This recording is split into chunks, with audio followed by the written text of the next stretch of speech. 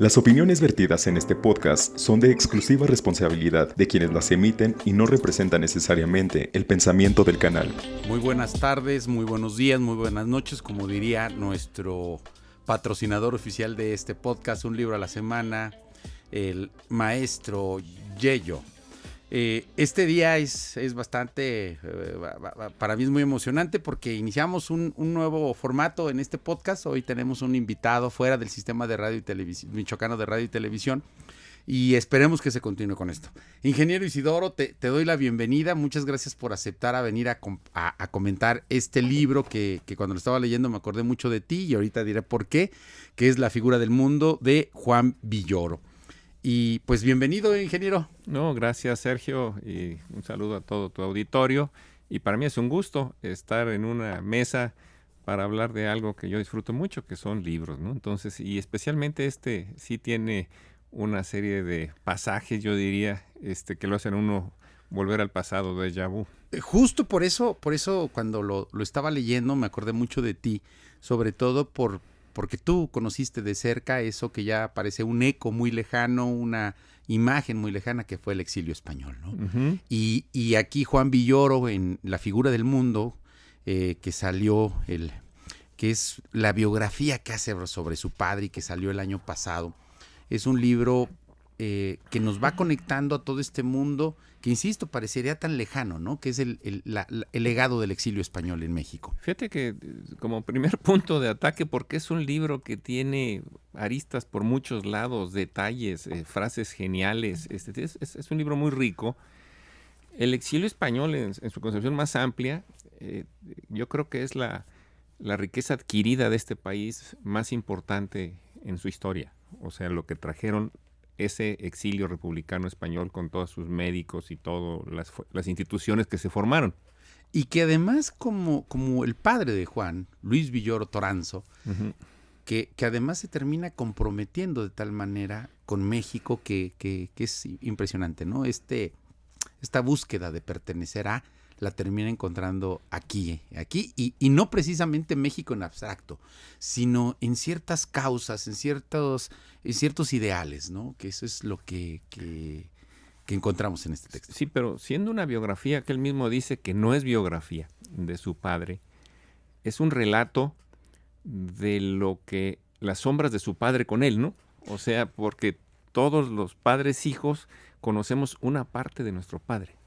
Claro, y se hace más complejo cuando tu papá es un filósofo destacado, si no es que uno de los filósofos más destacados del siglo XX mexicano. No, totalmente. Y ese tema que tú señalas de cómo se comprometen, pues él se comprometió con la universidad, con la UAM, con las causas del 68, con las causas de Chiapas, con una serie de cosas que dices, oye, pues este es más mexicano que el atole, ¿no? Claro, y bueno, también esta especie, no sé si exorcismo, pero sí un reencuentro con su padre, ¿no? Un tema que también a ti te hace mucho clic, el tema del fútbol. Cómo se acerca, cómo la forma para convivir con su hijo es llevándolo al fútbol, aunque no le guste el fútbol, ¿no? Y es que está dispuesto un padre a hacer por un hijo y qué está dispuesto un hijo a hacer por un padre, ¿no? O sea, bien decías al principio que en muchas cosas dices, oye, pues te reflejas o te identificas, más que eso, lo correcto es te identificas. Luis Villoro nace en el 22. Así es. Mi padre nace en el 23. Juan Villoro nace en el 56. Yo nazco en el 55. Y entonces las historias que va contando Juan Villoro acerca de esas vivencias, pues son años con años las que yo vivía.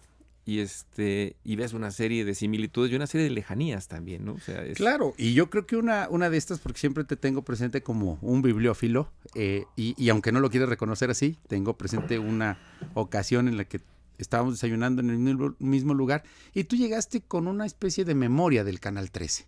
Uh-huh. Cuando es más, la memoria de Imevisión. Sí. Y él estabas hojeando, pero lo disfrutabas tanto que dije, algo representa para el ingeniero Isidoro, pero es más, yo creo que si lo hubiéramos puesto en la mesa nadie lo hubiera agarrado, pero tú lo disfrutabas.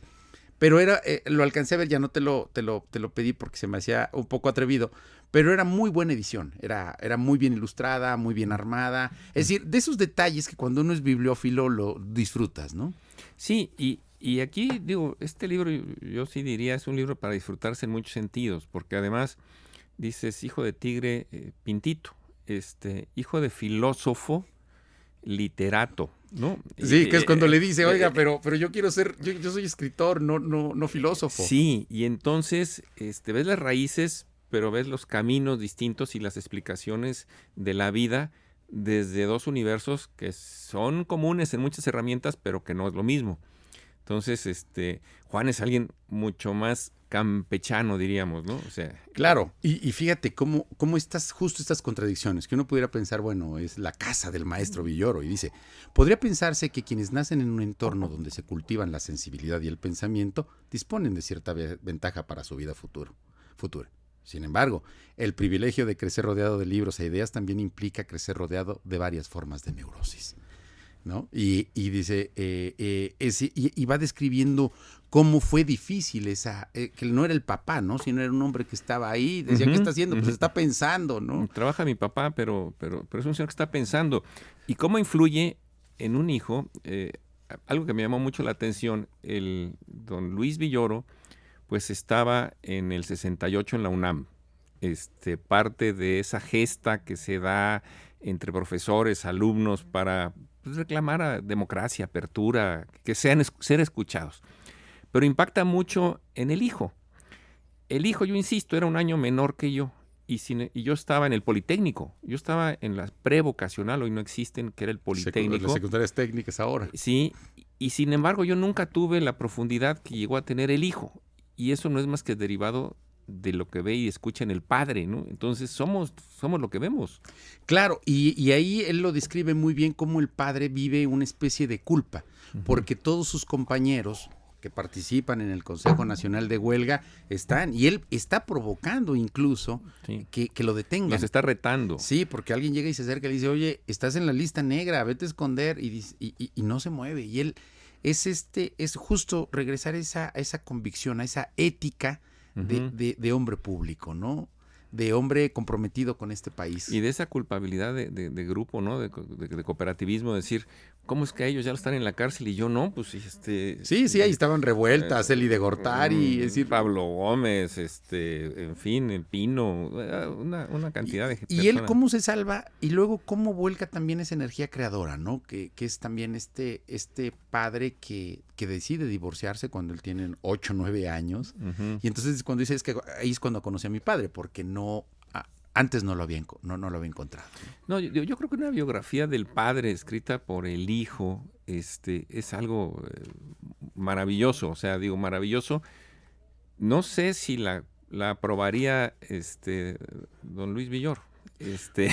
Bueno, él y lo señala, que él era contrario a todo tipo de reconocimientos, de homenajes, que incluso esta formación jesuítica que tiene el padre lo hacía repelente, ¿no?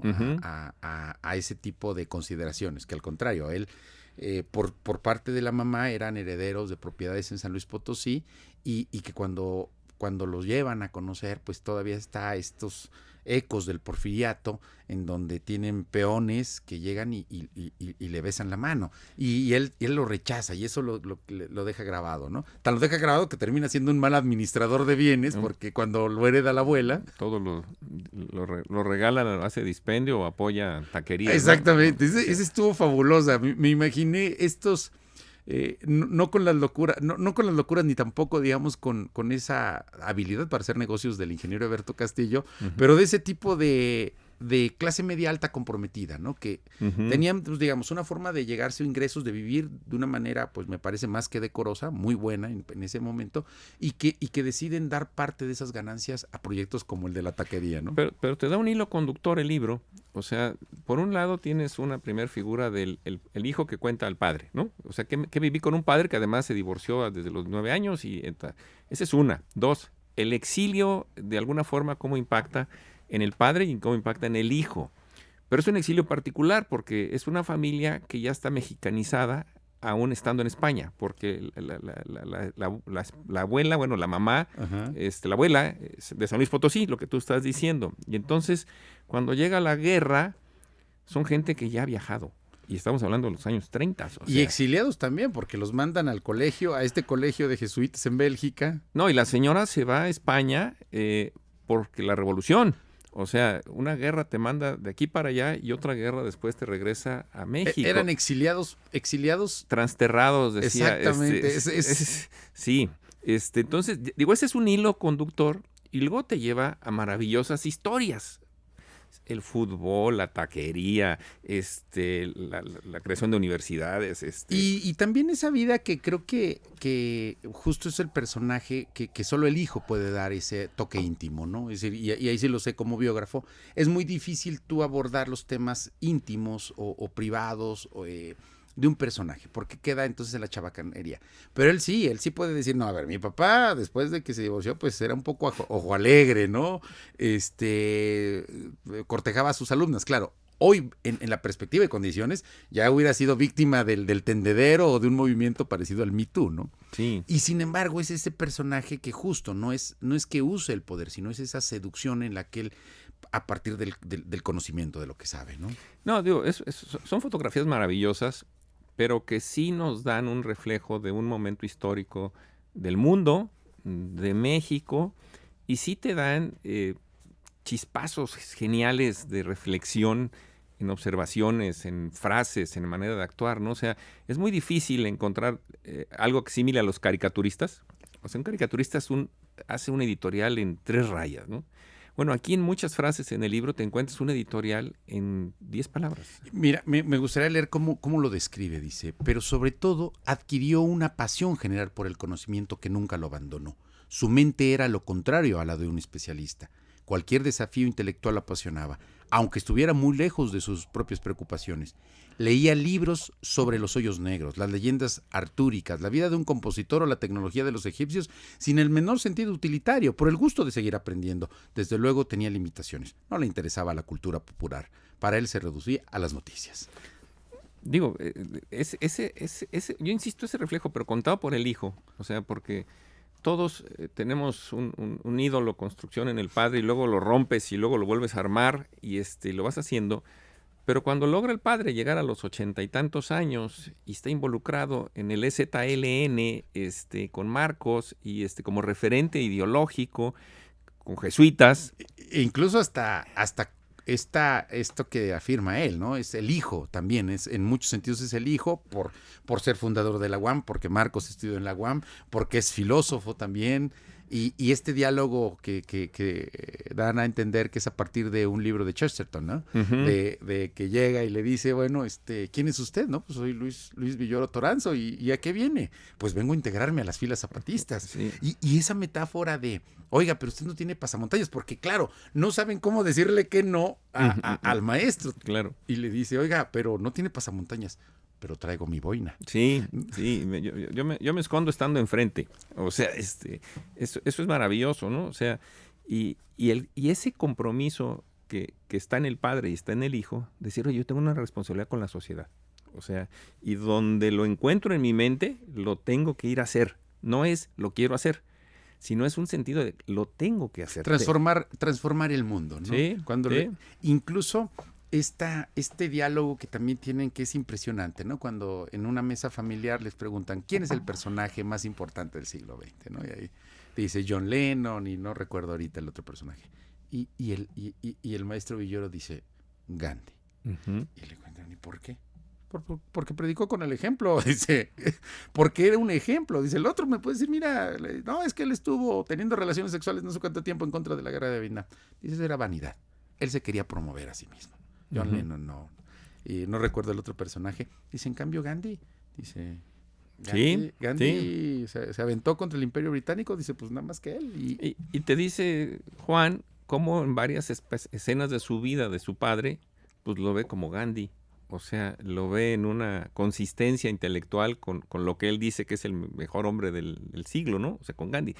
Bueno, pues si eres congruente, no puedes decir que es maravilloso y tú te dedicas a la pachanga. O sea, dices, tengo que ser congruente con ello mismo. Claro, ese hombre que además también lo llega a confrontar con quien es otro personaje que admira, que es Octavio Paz, ¿no? Uf. Y ese vínculo con Octavio Paz, que es buenísimo y que al final no le diremos a nuestro auditorio, pero que descubre ese hilo conductor no solamente con el padre, sino con la madre. Pero con el padre es muy interesante cómo cuestiona, ¿no? Porque lo admira, porque le reconoce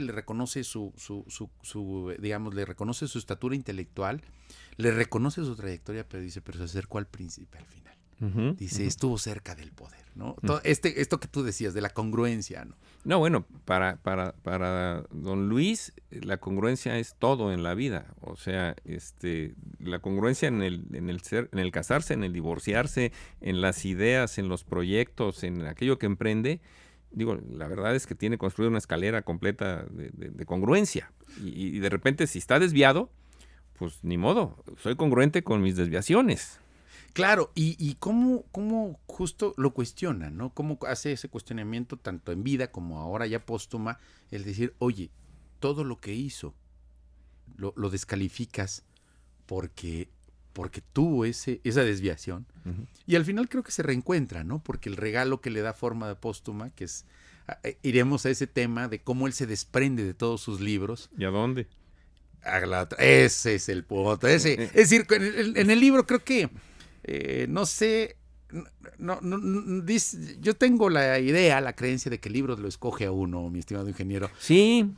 Y creo que este libro tuvo eso. ¿Cómo descubrir o en qué forma descubrir que la biblioteca del maestro Villoro se encuentra aquí en Michoacán? No, bueno, de veras que dices que el libro lo escoge a uno y yo te diría además, Morelia o Valladolid escogió a una serie de personajes increíbles, porque dices, ¿cómo vino a dar la biblioteca de Luis Villoro a la Universidad Michoacana, ¿no? O sea, dices, bueno, ¿cómo vino a dar Chava Flores a Morelia? O sea, ¿cómo vino a dar N, ¿no? Eli de Gortari, tan. Entonces, sí es algo que dices, ¿y eso dónde encaja con Barcelona y con todo esto, no? Claro, porque además era un hombre cosmopolita, era un hombre que le gustaba también comer bien, vivir bien, ¿no? Al final de su vida, como tiene todo un debate y quien lo resuelve es la nieta sobre por qué consumir chocolate y por qué tomar vino, ¿no? Sí, digo, pero él te dice los mejores momentos quizás los viví en París, ¿no? O sea, cosmopolita total. No, yo quiero dejarlos en Michoacán, en Morelia, en la universidad. Digo, la verdad es que es toda una reflexión cómo llega a eso, ¿no? Sí, y que descubre justo este personaje desprendido, ¿no? Toda esta vocación religiosa, por decirlo de alguna manera, como esa formación religiosa también lo marca, ¿no? Que no en una perspectiva, digamos, intolerante o conservadora, sino por el contrario, una perspectiva que le permite desprenderse de los bienes materiales para poder seguir permaneciendo, ¿no? Sí, pero ese digo, como buen filósofo, o sea, se pone a pensar, a analizar y a explicar lo inexplicable, pero te deja también una serie de tareas, o sea, porque dice, finalmente la mochila la traemos todos y traemos un montón de cosas, o sea, y la única forma de ir más lejos es soltando todo lo que está en esa mochila. Así sean libros, afectos, bien, evidentemente lo material va primero, ¿no? Y cómo funciona en él. Y sucede, ¿no? Entonces dice, los muros hay que quitarlos. Claro, y luego esta relación con sus contemporáneos y con su maestro, José Gaos, digo, regresando un poco al exilio español y esta relación que tiene con Alejandro Rossi, con el propio Emilio Uranga, que lo destroza, ¿no? Y le dice que él es una vedette. Y bueno, ¿cómo de ese grupo Hiperión el que sobrevive es Villoro? ¿Cómo es el que tiene la capacidad para poder trascender? Pues congruencia. Claro. O sea, digo, ahí te dice, esto es codo, o sea, codo para estar escribiendo y congruencia. Y entonces trasciende a lo largo de toda su vida. Y este ejercicio intelectual que creo que marcó mucho esa herencia, o es una de las herencias del exilio español, este ejercicio permanente de diálogo, de debate, porque venían justo de una dictadura o de una guerra que había destruido la posibilidad del diálogo y del debate, ¿no? Y la destruyó durante muchos años. Pero precisamente llegaron a México las mentes más brillantes de la República Española. O sea, entre ellos Villoro, pero Chávez, en fin, Colegio de Iglesia, México. bueno, y se llamó la Casa de España en México. La Casa de España en México, Pero hoy que estamos en tiempos otra vez en el mundo, la ultraderecha avanzando en muchos países, hace doble sentido revisar estas cosas, estos temas, por la forma en que se van desarrollando los acontecimientos y cómo vas formando a los individuos. Sí, todo este debate filosófico sobre el sentido de comunidad, ¿no? Y pone ahí cómo, a diferencia de Paz, Villoro lo que apuesta a la soledad es al sentido comunitario. Dice, ¿cómo trascendemos a eso, ¿no? Aquí subrayé, dice, el mexicano no es una esencia, sino una historia. Toda identidad es provisional y está destinada a transfigurarse, ¿no? Sí. Y aquí otra que me encantó. Dice, Marcos tenía razón. Prefería la incómoda lucidez de los zapatistas al caprichoso proyecto del tabasqueño. Digo, aquí voy a meter un gol, pero dice que se negó a participar en los debates televisivos durante la contienda. Carecía de una agenda de verdad incluyente. Daba señas de autoritarismo y buscaba cautivar al público en los mítines con un insulto al presidente. Es decir, es un hombre, pero regresando al tema de la congruencia, es un hombre que critica al hoy todavía presidente Andrés Manuel López Obrador, pero que tiene también el valor para mantenerse. A ver, algo que nos falta mucho hoy en día es el valor para decir lo que piensas de una manera adecuada y pensando distinto. O sea, no solo critica a Andrés Manuel, a Paz lo hace pedazos. O sea, en términos de congruencia y de por qué hace esto en los libros y por qué no hace esto. Y creo que también aquí lo que nos deja su hijo biógrafo es quizá de entrar en estos dos conceptos que cada uno, o el mismo concepto que desarrolla desde distinta perspectiva, la soledad, ¿no? Uh-huh. Que dice, oye, bueno, pues que aquí no se calibró de manera adecuada en su momento, ¿no?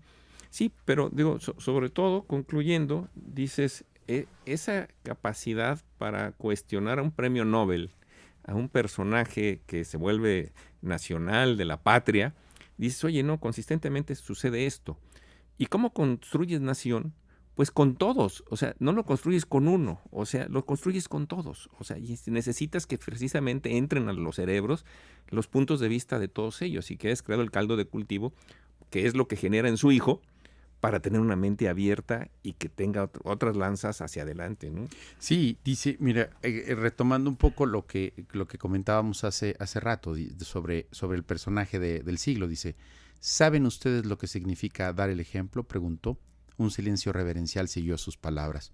No estamos juzgando un concepto ni una idea, añadió. Estamos evaluando el peso de una vida. Entender el mundo es más sencillo que cambiar el mundo. Una vez más comprobamos que ninguno de nosotros podía modificar su parecer. No era un hombre colérico, pero que sucumbía con frecuencia a arrebatos de desesperación. Y arrebatos de desesperación que también tenían sus amigos, como Rossi, tratándolo de hacer cambiar, y que decía Rossi, después de 7 horas o 6 horas, siento que hice una fisura en su muro, y en la noche la reconstruía, y otra vez estaba el muro al día siguiente, ¿no? O sea, vuelta y vuelta y vuelta, y sobre lo mismo, y o me convences o me vences, ¿no? Pero no podemos asumir algo que no hemos digerido. Claro, él, digamos, en eso también era con los hijos, las discusiones con los hijos, con la esposa, o sea, cuando tienen su ruptura donde dice la esposa... Con la escoba, jovencísima, digo, aquí trataré de ser muy cuidadoso, ¿no? Que se van a un viaje y la esposa, bueno, pues es una mujer joven, en la plenitud de la edad, y él ahí le dice, pues la esposa quiere pasarla bien, y él dice, lástima que nos tocó una cama, ¿no? Él quería camas separadas. Pero y justo en eso es congruente, porque después de eso... Sí, no, pero después de eso lo que contaba Juan, de que le decía una compañera de vuelo, ¿no? Los filósofos y los intelectuales no deberían tener hijos, o sea, porque los dañan absolutamente, ¿no? Y ¿cómo que los dañan? Y creo que ahí es justo también es un poco Luis Villoro para exorcizar esa leyenda, ¿no? Sí. Porque la mamá, porque le cuestiona, oye, si ahora me estás contando todo esto, ¿por qué no me dijiste? No, porque yo no quería que ustedes se vieran influenciados, y creo que también es un homenaje a la mamá.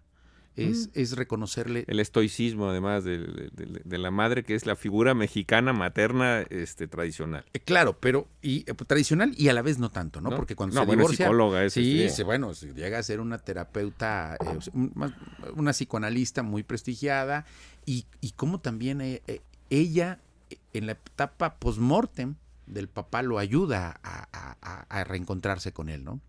Sí, pero además, en una etapa donde los divorcios no eran algo natural, hoy son mucho más naturales y no eran cosas mal vistas, te trasciende un divorcio normal, limpio, de buena relación, los hijos tienen relación con la nueva señora, o sea, dices, era gente que pensaba, muy pensante, y entonces eso también te da como un adelanto de lo que vendría pues décadas después. Claro, sí, esta formas de convivencia no forzadas, no por obligación, sino por una voluntad. Y así como ella dice, pues se casó muy ilusionada y después encontró que no era ahí, pero también él tiene esa generosidad, ¿no? Sí, no, en absoluto. Por eso es muy rica la biografía. O sea, como biografía, aunque él dice que no es biografía, no pretende que lo sea, sino son las historias del padre contadas en los momentos que yo las viví, ¿no? O sea, y eso es muy rico. Claro, insisto, es un libro que yo pienso que son pocas páginas, son cerca de... Sí, lo lee uno como una jarra de agua. Sí, casi, poco menos que 200, quiero dar las figuras, 267, pero que vas encontrando esas claves para entender un hombre tan complejo y a la vez tan sencillo, ¿no? Aquí, regresando un poco a la donación, fíjate, nos da una pista.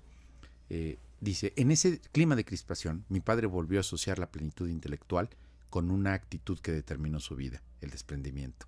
Decidió donar sus libros a la Universidad de San Nicolás de Hidalgo en Morelia, Michoacán, con la que había establecido un trato reciente. No escogió la UNAM, donde se formó y donde trabajó hasta ser profesor emérito, ni la UAM, de la que fue fundador, sino una institución que podría apreciar mejor sus libros y que le parecía heredera del impulso humanista de Vasco de Quiroga, defensor de los indios. Digo, en esa etapa de su vida, donde ya está muy metido en Chiapas, o sea, muy metido con el indigenismo, pues es natural que diga, oye, si me pongo a leer de Vasco de Quiroga, digo, y obviamente lo hizo de manera suficiente, pues encuentras toda una vida y toda una ruta y encuentras todo un fondo de la mentalidad de Michoacán, del simiente michoacano, para México, para el país, o sea, porque dice, siempre aparece Michoacán en los grandes momentos históricos. O sea, y que lo tenía muy claro, porque escribe sus primeras obras, y que es un debate ahí que su primera obra es sobre la Revolución de Independencia, ¿no? Y que ya después le recomiendan, no, oiga, cámbielo porque, pues, póngale otro nombre porque está, sí. Y que justo es esto, ¿no? Cómo él empieza a buscar esos temas, que termina además ubicándose en el budismo. Es decir, es un hombre cuya formación, y lo comentaba con un profesor, bueno, con mi maestro, y le decía, porque él conoce a Luis Villoro, mi maestro, participa en un concurso en los 70s, un concurso de ensayo, y entonces es contemporáneo igual que tú y que Juan Villoro son contemporáneos, y él me decía, le platicaba del libro, y me decía, bueno, no, es que el papá era el maestro Luis era otra cosa, sí. y sobre todo porque esta idea de dialogar, de compartir, aunque fuera solamente, había sido el jurado y se acercó, oiga, ¿qué me puede recomendar? Pues era mi maestro en ese momento, tendría 22, 23 años. Oiga, ¿qué me podría decir? No, mire, joven, usted lo que tiene que hacer es esto.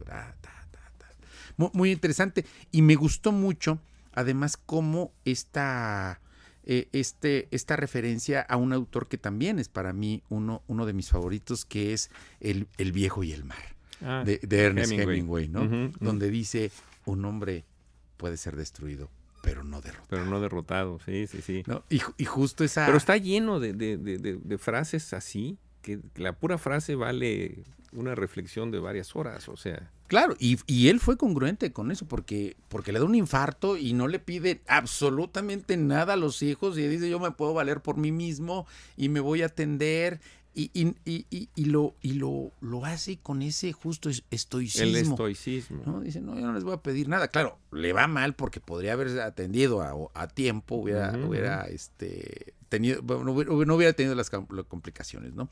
Y todo este ejercicio intelectual, me encantó también cómo empieza a discutir con su hijo sobre Camus y sobre Sartre. ¿No? Eso es muy interesante. Y le dice, bueno, pues están ahí, ¿no? Dice, yo prefería, dice el autor, yo prefería a Camus sobre Sartre, no solo como escritor, sino como defensor del hombre rebelde, ajeno a las coacciones del partido y del compromiso histórico. Mi padre volvió a decir, Camus podría escribir mejor, pero Sartre piensa mejor. Y esa es la diferencia entre el padre y el hijo. O sea, uno es un pensador y el otro es un escritor. O sea, y desde ahí viene la simiente de por qué es Camus y por qué es Sartre, ¿no? O sea, digo, no, es muy rico. La verdad es que son pocas páginas para tanta riqueza y además amena, ágil, te lo lees así muy fácil, porque además te habla de lo cotidiano, te habla del Necaxa, dice, oye, ¿y cómo diablos? Lo de los tacos, perdón, regresando al tema de los tacos, sí, ¿no? ¿Qué dice en la muestra Berto Castillo? ¿Y quién fue el primero, la primera corona que llega ya al sepelio? La de la taquería evolucionada que queda ahí, ¿no? Sí.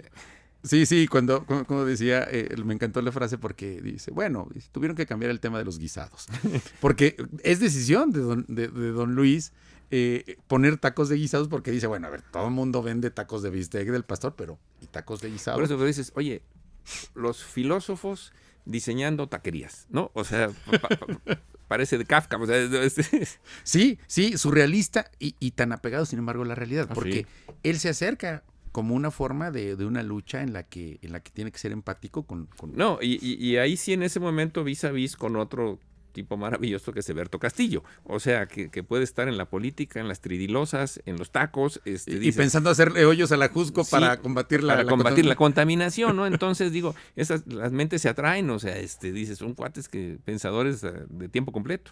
Claro, y te va llevando, me parece, no de forma dramática, porque cuando llegas a la conclusión del libro no es el drama del papá, del hijo que está sufriendo porque el papá se fue. No. Y dice, mira, sin embargo, la plenitud le llegó cuando ya parecía imposible, y no me refiero a sus logros intelectuales o académicos, sino a algo más profundo, la vida como obra. Y entonces dice, sus apariciones públicas menguaron, pero sus relaciones personales se fortalecieron. En la vejez reunió los restos de un naufragio para ejercer el gozo, la serenidad, la armonía entre los sentimientos y las ideas. En compañía de la filósofa Fernanda Navarro, su última mujer, fue capaz de un sostenido atrevimiento, ser feliz sin caer en las banalidades que siempre repudió. ¿De qué sirve dedicarse a la reflexión si no es para refutar la adversidad? Séneca y Epicuro pasaron por lo mismo antes que él. El primero aceptó la fatalidad con digna aquiescencia, el segundo ejerció la dicha consciente de sus límites. Mi padre combinó ambos recursos y nunca fue tan feliz como en sus años finales. No, eso es una maravilla, ¿no? Porque digo, eso sí es un logro de vida. Que a final de cuentas, cuando te vas avanzándole en los años y vas empezando a ver el ticket de salida, dices, híjole, pues lo que quieres es seguir, cada vez dices, todo lo que sé debe ser usado para poder ser feliz, o más feliz si cabe, pero si lo logras, pues es un éxito maravilloso. Sí, y luego la que me parece, la que me parece conmovedora es esta imagen cuando él tiene que estar en un evento ahí en la universidad. Y que le pide, bueno, tenía ya un problema, ahorita no recuerdo bien el nombre de la enfermedad, donde él se mareaba y que no podía caminar. Y entonces le pide a cualquier alumno que va pasando y le dice, oiga, ¿no? Y entonces recuerdo una frase que esa me conmovió, cuando le dice, él recuerda cuando le dice el papá, tú eres el báculo de mi vejez. Sí, ¿no? Esa, es genial. Esa, Isidoro, esa me parece conmovedora, ¿no? Porque todos fuimos alguna vez o seremos o buscaremos un báculo de la vejez. Sí, claro, porque además eso ya te habla del switch, del cambio en los papeles, en los roles, porque digo, yo lo recuerdo personalmente, dices, no, si yo me meto en una bronca, tengo un papá, y ese papá me va a sacar de esa bronca, ¿no? Y hay un momento donde ya cambias, o sea, ya es el hijo el que realmente marca una línea y es el báculo de lo que falta de esa vida. ¿Por qué? Porque pues los roles van cambiando. Y luego ese es divertidísimo cuando le dicen, oiga, pues tiene que ir a ver un geriatra porque su papá pues ya está muy grande y todo. Y dice, bueno, es que si lo llevamos con un doctor nos va a mandar al diablo, no va a querer ir. Y entonces le pide a Guillermo Soberón, dice, oiga, recomiendo un geriatra. Y dice Soberón, mira, te voy a recomendar uno que fue a estudiar a Francia y además también sabe de filosofía. Y el ejercicio intelectual del médico y de él es impresionante, ¿no? Porque le dice, a ver, si yo le dijera que Luis Martínez estaba a las 9, y yo ¿qué tengo que ver con Luis Martínez? Y empiezan un ejercicio que me parece excelente, ¿no? De esa personalidad cuestionadora y que no deja de pensar. Sí, no digo, yo creo que lo último que hizo fue seguir pensando, porque sus reflexiones y sus conclusiones y qué le quedaba pendiente, porque cada vez que abres un cuadrito aparecen 10 atrás, entonces eso es infinito. Sí, y fíjate que ya en su etapa final dice, si con Carmen habló del origen, es decir, su hermana, en sus últimas palabras mi padre habló del porvenir. Pasaba la mañana en cama leyendo La Jornada y El País. Al verlo sumido en las noticias, yo le preguntaba, ¿qué posibilidades hay de cambiar el mundo? Él sonreía, pero contestaba en serio. Todos los días hallaba un pretexto para transformar la realidad. No, maravilloso. No, el texto es por donde se le vea. Muy sabroso. Eso, y creo que esta reconciliación final con la mamá, con la mamá y con él también, ¿no? Uh-huh. Es excelente. Ya con esto nos vamos acercando al cierre de nuestro podcast. Luis Villoro cita Machado, imán que al atraer repele, y agrega, más me atrae el ser amado mientras más me repele, porque lo pongo a él más firmemente como único en soledad. Así luchan en el amor dos soledades frente a frente. El amante depende de la libertad del otro. Por eso, el amor no suprime nuestra angustia, antes bien nos confirma en ella. La comunión solo se sostiene en el constante fracaso de la unificación a la que se tiende. Ya, sin palabras. Pues no, digo, la verdad es que te lleva a un mundo de... A ver, Gauss es discípulo de Ortega y Gasset. Así es. Y entonces, a su vez, vienen ahí. Y entonces te lleva a la reflexión permanente del hombre y su circunstancia. O sea, y la circunstancia del maestro Villoro, del padre, pues es todo ese acervo cultural de España, de Barcelona, de República, de México, de UNAM. Digo, nada más con decir eso, si le pones la Metropolitana, el EZLN, te da un caldo maravilloso. O sea, y las reflexiones, pues, son eso. Y ahora que es tan criticado Juan Villoro por algunos sectores de la Cuarta Transformación, creo que aquí nos da una clave, ¿no? Él creo que no lo dice tan con esa puntualidad que el papá, pero creo que también en mucho es reivindicar esa libertad para criticar, ¿no? Que lejos de perjudicar termina contribuyendo. No, necesariamente, no solamente está bien, se requiere, porque a final de cuentas nos volvemos un poco ciegos en un proyecto y parece una visión de tubo. Y gente como Luis y como Juan Villoro finalmente tienen el atrevimiento, que debería ser la obligación, a decir lo que piensan y lo que ven. Y dice, oye, yo no veo eso, lo veo así. Y esos son finalmente los matices que pueden hacer algo maravilloso o no y que te deben obligar a reflexionar nuevamente. Y la 4T siempre debe mantener una visión de reflexionar de manera permanente. O sea, no todo está hecho, todo está por hacer. Sí, siempre habrá un motivo para transformar la realidad. Siempre, siempre. Con eso me quedo. Ingeniero, oye, te agradezco, de verdad te agradezco este ejercicio que hoy tuvimos. Y de eso se trata este podcast. No solamente que yo venga a hacer una reseña, sino de un ejercicio que nos permita invitar a la lectura. Y en este caso, me parece que lo hemos logrado. No, maravilloso. Juan Villoro, la figura del mundo. Gracias, rector. No, hombre, ingeniero. Es un gusto, es un placer. Y esos temas muchísimo. Son maravillosos. Gracias a ti. Muchas gracias a todos. Y cerramos diciendo siempre con nuestro anuncio, este programa, por respeto al público, no tiene risas grabadas. Muchas gracias. Gracias.